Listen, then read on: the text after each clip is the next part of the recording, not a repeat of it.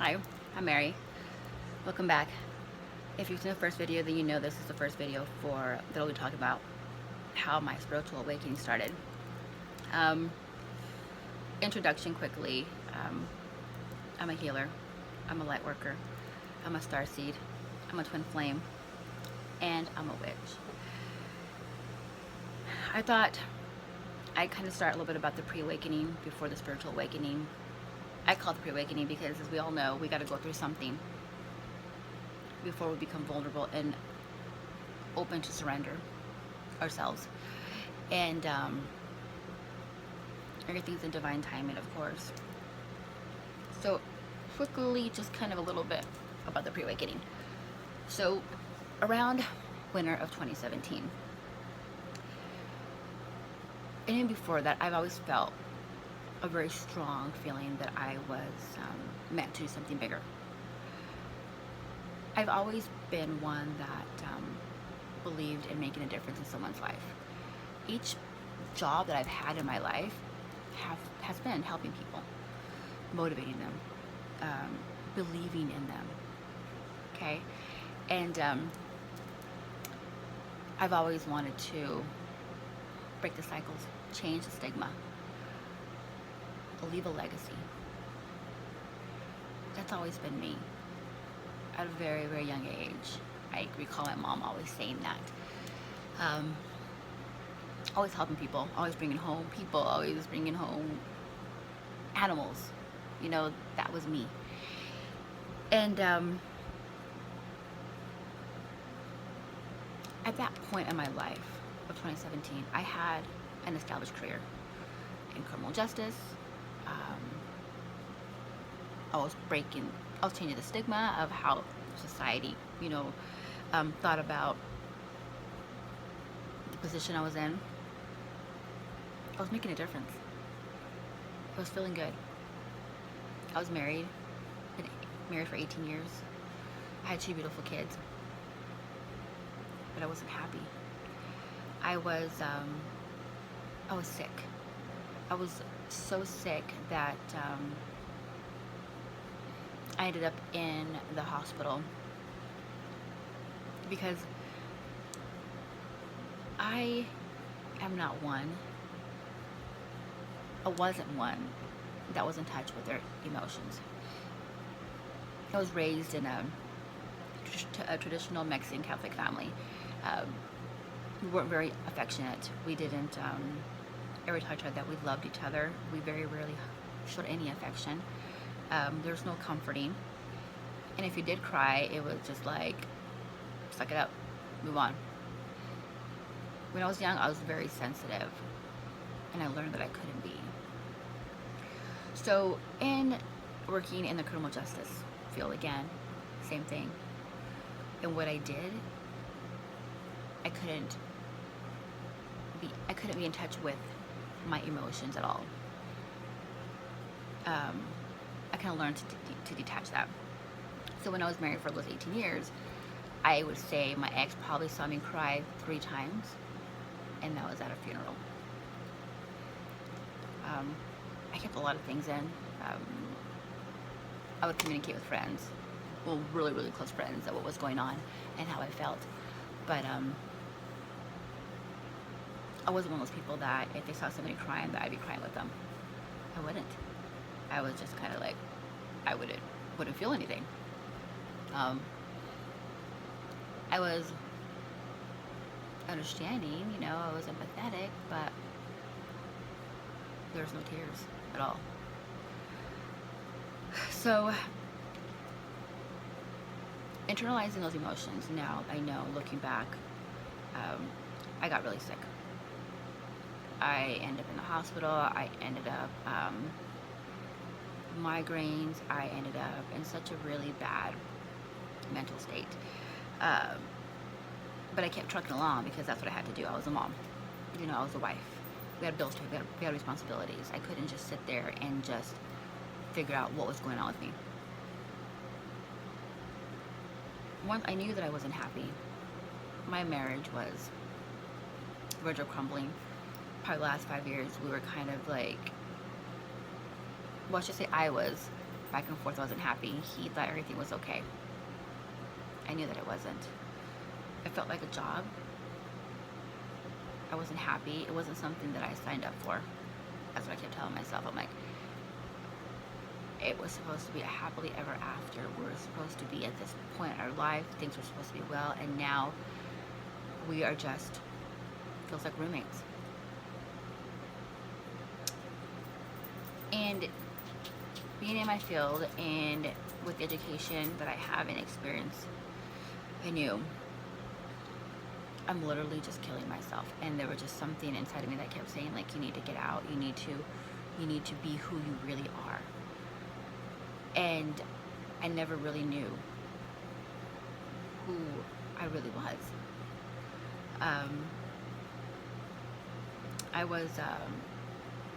I'm very stubborn, naturally. I'm a Taurus. My moon is a Leo. I had type A personality, very dominant. Would make sense, right? In the criminal justice field, yeah, kind of. I was always on the go, volunteering, busy working. Never really made time for me. Never really kind of was aware of who I was. I was so busy conforming. I felt like I was in this cage, and I was trying to get out of this cage, and I couldn't. I was conforming to being that traditional housewife. I was conforming to wanting to please my parents. Such an impact that they had on me, and it was all based over fear and society, and I couldn't breathe. Like, I felt like it was done. So I made the decision to file for divorce. We'll say spring of 2018. I was still with that uneasy. I was like, well, maybe we can still work it out. You know, I might not end up getting it finalized. You know, we'll see what happens. And broken promises, failure to follow through, and his words meant nothing. May 4th was my birthday, and I started feeling extremely angry and bitter.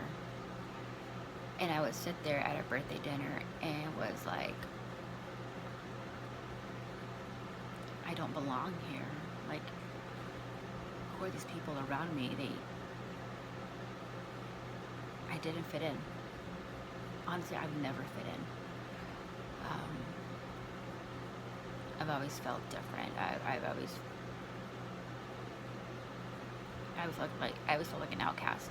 The small friends that I have mean a lot to me, because it takes a lot for me to open up to somebody. And on that day, I was already feeling like something's gonna happen. Something's gonna happen, and I'm tired of faking. I'm tired of trying to live up to someone's standards when I know that it's not me. I'm tired of trying to please people. And so May 5th came along, and I finally snapped.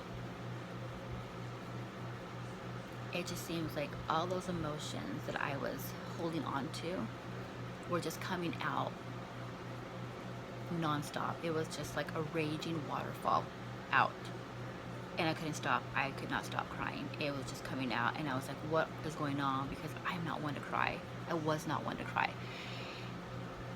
And it wouldn't stop. And it was like something inside me, I heard like a voice tell me, it's time. Okay. I couldn't be in this marriage anymore. I couldn't.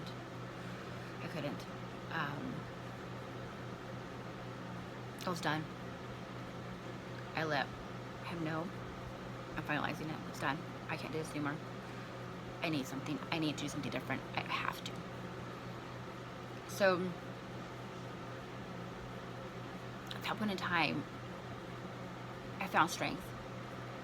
that I never really thought I had. I had strength for other things, but not to actually take that leap of faith and say, you know what, I gotta do this.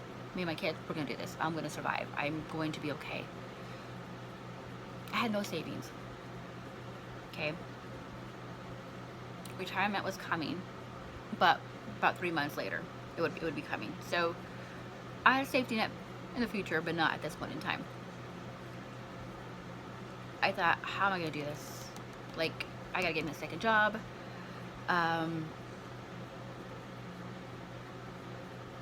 who would hire somebody in my field that isn't biased? And I believe everything happens for a reason. I really do. So I have been eating at this place probably for like 3-4 years, a Mexican restaurant. And so I talked to the owner, and I'm like, this is what's going on. I'm going, divorce. I need a second job just to kind of be able to supplement what I'm not going to be receiving. And she's like, do you have any experience? I'm like, I was a server while I was in college. And she's like, well, come on this day and let's see what you can do. So I came, I was done, and she's like, you're hired. I'm like, thank goodness.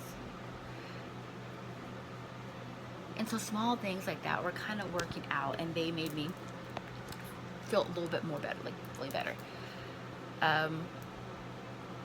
That was that pre-awakening where I was in that survival mode. Work, work, work, work. We fall into addictions. Working is an addiction. Working out is an addiction. Drinking, sex, eating.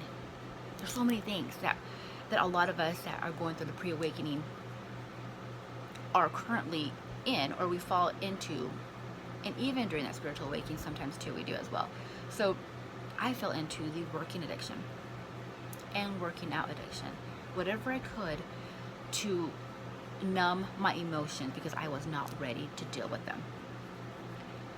I was in survival mode, and I had to get me and my kids a home by the time they started school. So, kind of moving back here a little bit.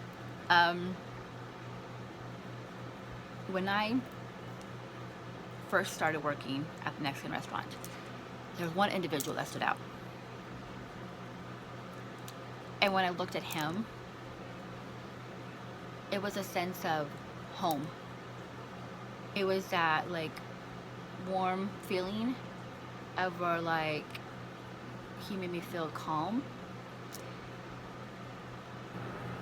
I didn't know him, but we were talking, and it was just kind of like, it was really smooth, it's so hard to explain. But I wasn't in that right state of mind to start researching and analyzing like my feelings. It was just like, okay, well, cool. I've got at least someone I get along with while I'm here, working. That's a plus, right? And we'll come back to that moment in the future because it will link together. So I began dating nonstop. I was trying to fill the emptiness, the brokenness that I had. And August 15th is when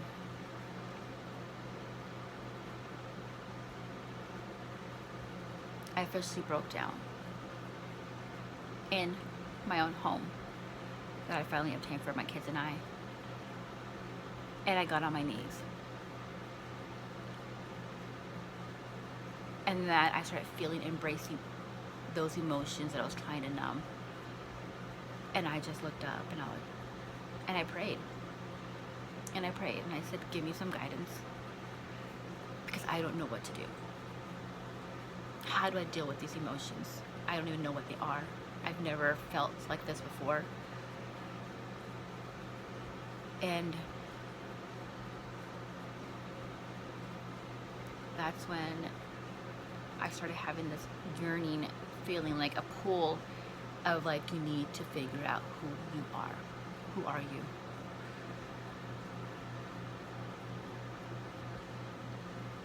So before this video gets too long, and I know you guys, I'm right at the point where now it's starting to happen, but I'll save it for the next video. Again, if any of this resonates with you guys, I'm glad. I'm here to help you and let you know what I went through. And let you know that whatever you're going through at the PreAwakening, it's okay. We go through phases, we go through different things, and you can't explain them. But we're at the right path. We're doing what we're supposed to be doing. So I'm gonna leave you with this. Sending you much love and light, as always. And until the next video.